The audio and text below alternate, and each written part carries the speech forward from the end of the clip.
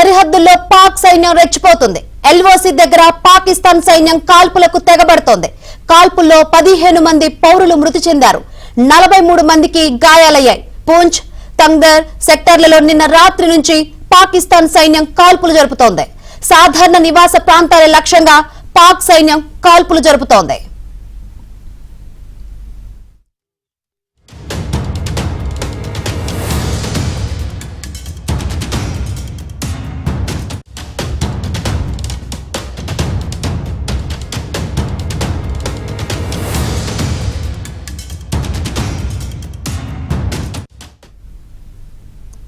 సరిహద్దుల్లో పాక్ సైన్యం రెచ్చిపోతోంది.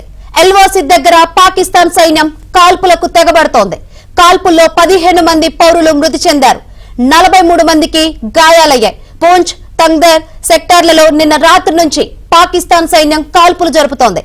సాధారణ నివాస ప్రాంతాల లక్ష్యంగా పాక్ సైన్యం కాల్పులు జరుపుతోంది. సరిహద్దుల్లో పాక్ సైన్యం రెచ్చిపోతుంది. మరిన్ని వివరాలు అందించేందుకు మా ఢిల్లీ ప్రతినిధి సతీష్ లైవ్ ద్వారా సిద్ధంగా ఉన్నారు. సతీష్,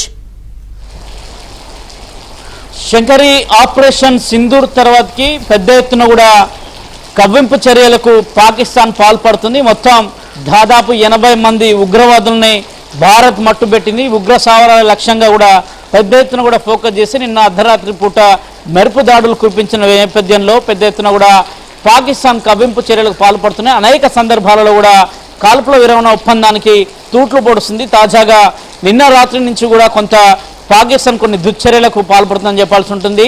పూంచ్ కావచ్చు, రాజౌరి సెక్టర్ కావచ్చు, అదేవిధంగా ఇతర ప్రాంతాల్లో దాదాపు నిన్న అర్ధరాత్రి నుంచి కూడా కాల్పుల విరమణ ఒప్పందాన్ని ఉల్లంఘిస్తూనే పౌరుల లక్ష్యంగా కూడా టార్గెట్గా కూడా కాల్పులు జరుపుతున్నారు. ప్రధానంగా పెద్ద ఎత్తున కూడా షెల్స్ను ఉపయోగించి అనేక నివాసాలపైన వరుసగా పాక్ ఆక్రమిత కాశ్మీర్ నుంచి కూడా దాడులు నిర్వహిస్తున్న నేపథ్యం.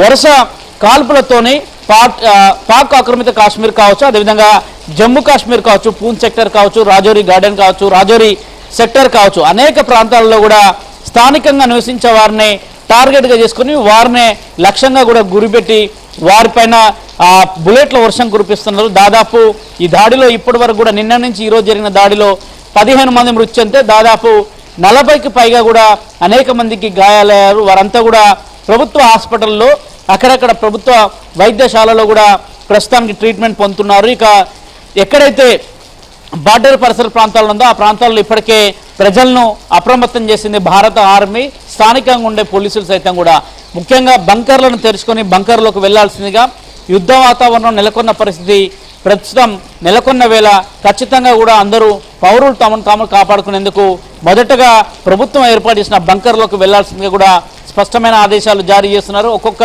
బంకర్కి సంబంధించి ఇప్పటికే అనేక ఏర్పాట్లైనాయి. దాదాపు గతంలో కూడా ఇలాంటి యుద్ధ వాతావరణం నెలకొంటే కూడా నాటి సందర్భంలో బంకర్లను ఏర్పాటు చేశారు. ఆ బంకర్లోనే నివాసం ఉంటూ సేద తీరుతున్నారు. కానీ ప్రస్తుత తాజా పరిణామాల నేపథ్యంలో అనేక పాక్ నుంచి కావచ్చు, ప్రధానంగా పాక్ ఆర్మీ కావచ్చు, కావాలనే కొన్ని కవ్వింపు చర్యలకు పాల్పడుతుంది. ప్రధానంగా అందులో భాగంగానే పౌరుల లక్ష్యంగా కూడా దాడులు జరుగుతున్న సందర్భాలను కూడా చూస్తాం. నిన్న రాత్రి నుంచి కూడా ఎడతెరపు లేకుండా బుల్లెట్ల వర్షాన్ని కురిపిస్తారని చెప్పాల్సి ఉంటుంది. ఈ ప్రమాదంలో దాదాపు 15 మంది మృతి చెందితే మరో 40 కుటుంబాలకు సంబంధించి అనేక మందికి గాయాలయ్యాయి. వారంతా కూడా హాస్పిటల్లో చికిత్స పొందుతున్నారు. భారత ప్రభుత్వం ఈ అంశాన్ని అత్యంత సీరియస్గా తీసుకుంది. కేవలం తాము ఉగ్రవాదులనే మట్టుబెట్టాం, ఉగ్రవాద స్థావరాలను మాత్రమే లక్ష్యంగా మట్టుబెట్టాం. కానీ ఎక్కడ కూడా పాకిస్తాన్ ప్రజలకు కావచ్చు, పాకిస్తాన్ ఆర్మీకి కావచ్చు ఎలాంటి నష్టాన్ని చేకూర్చలేదు భారత్ అనే అంశాన్ని అనేక వేదికల మీద భారత్ ఈరోజు స్పష్టం చేస్తూ ఉంటే, మరోవైపు పాకిస్తాన్ కావాలనే భారత పౌరులను టార్గెట్గా చేసి వారిని లక్ష్యంగా చేసుకొని వారి మీద బుల్లెట్ల వర్షంతో పాటు షెల్స్ని కూడా కురిపిస్తుండడంతో దాదాపు 15 మంది మృతి చెందారు. మృతులకు సంబంధించిన అధికారిక ప్రకటన కూడా రావాల్సి ఉంటుంది. మరోవైపు భారత సైన్యం ఈ అంశాన్ని అత్యంత సీరియస్గా తీసుకుంది. పూంచ్ కావచ్చు, తగ్దర్ కావచ్చు, అనేక సెక్టార్లలో కూడా ఇదే పరిస్థితి నెలకొంది. ఇక సాధారణ నివాసాల ప్రాంతంగా కూడా ప్రస్తుతానికి ఈ దాడులు కొనసాగుతున్న నేపథ్యం. మరోవైపు ఏ సమయంలో అయినా కానీ భారత్ ఏ వైఖరిని అవలంబించిందో ఖచ్చితంగా పాకిస్తాన్ కూడా ఇప్పుడు ఆర్మీకి ఫ్రీ హ్యాండ్ ఇస్తున్నామన్న అంశాన్ని కూడా పాకిస్తాన్ మంత్రులు చెప్తున్నమాట. ఖచ్చితంగా కూడా ప్రజలు మాత్రం అప్రమత్తంగా ఉండాలి, ముఖ్యంగా బార్డర్ పరిసర ప్రాంతాల ప్రజలు. ఎందుకంటే ఈరోజు మధ్యాహ్నం 2 గంటలకు కేంద్ర హోంమంత్రి అమిత్ షా నేతృత్వంలో ప్రధానంగా బార్డర్ ఏరియాలకు సంబంధించిన రాష్ట్రాలు కావచ్చు, అటు ఉత్తరాఖండ్ కావచ్చు, ఇటు జమ్మూ కాశ్మీర్ కావచ్చు, లదాఖ్ కావచ్చు, అదేవిధంగా పంజాబ్ కావచ్చు, హర్యానా కావచ్చు, రాజస్థాన్ కావచ్చు, ఆ రాష్ట్రాలకు సంబంధించిన ముఖ్యమంత్రులతో ఒక కీలక సమావేశాన్ని వర్చువల్ సమావేశం ద్వారా ఏర్పాటు చేశారు. ఆ సమావేశంలో కూడా జరుగుతున్న పరిణామాలు కావచ్చు, ఆపరేషన్ సింధూర్ తర్వాతకి నెలకొన్న తాజా పరిణామాలు కావచ్చు, ఏ సందర్భంలోనైనా పాక్ ఆక్రమిత కాశ్మీర్ నుంచి పాక్ బలగాలు కావచ్చు, ఉగ్రవాదులు కావచ్చు, ఖచ్చితంగా కూడా భారత్ పైన కొంత దాడి చేసే అవకాశం ఉందని కూడా ఇంటెలిజెన్స్ హెచ్చరికల మేరకు కూడా ఆ రాష్ట్రాలకు సంబంధించిన సీఎంలను కూడా అప్రమత్తం చేయడంతో పాటు స్థానికంగా ఉన్న ప్రజల్ని అప్రమత్తం చేస్తున్నారు. ఇప్పటికే కొన్ని ఏరియాలలో సైరన్లను కూడా ఏర్పాటు చేసి ఒకవేళ మరోసారి బుల్లెట్లకు సంబంధించిన శబ్దాలు కావచ్చు, ఏకధాటిగా కూడా మరోసారి కాల్పుల విరమణ ఒప్పందాన్ని ఉల్లంఘిస్తే కాక ప్రజలు తమను తామును కాపాడుకునేందుకు ప్రధానంగా బంకర్లలో ఉండాల్సిందిగా కూడా కేంద్ర ప్రభుత్వం, రాష్ట్రాలు కూడా విజ్ఞప్తి చేస్తున్న నేపథ్యం.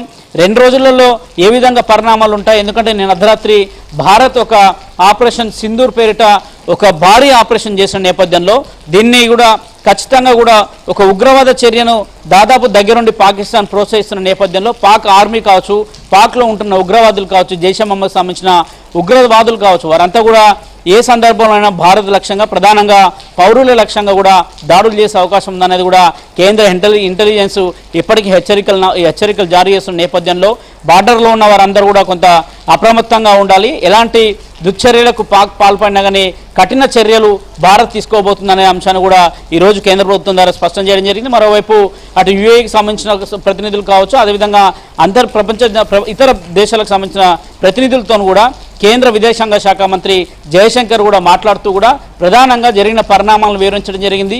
ఏ విధంగా పాకిస్తాన్లో ఉగ్రవాదులు సేద తీరుతున్నా, ఉగ్రవాదులకు అడ్డాగా మారిపోయిందో వాటి మీదనే తాము పోరాటం చేస్తున్నాం, టెర్రరిజం అరికట్టేందుకే పోరాటం చేసిన తప్ప ఎక్కడ కూడా సామాన్య ప్రజలపైన కావచ్చు, పాకిస్తాన్ ఆర్మీ మీద కావచ్చు, ఎక్కడ కూడా తాము ఎలాంటి దుశ్చర్యలకు పాల్పడలేదనే అంశాన్ని కూడా స్పష్టం చేయడం జరిగింది. అజిత్ దోవల్ కూడా అనేక సమావేశాలు నిర్వహించి కూడా వారందరికీ ఇదే అంశాన్ని చెప్తున్నారు. ఒకవేళ పాక్ గాక దుశ్చర్యలకు పాల్పడితే మాత్రం కఠిన చర్యలు ఉంటాయనేది కూడా భారత్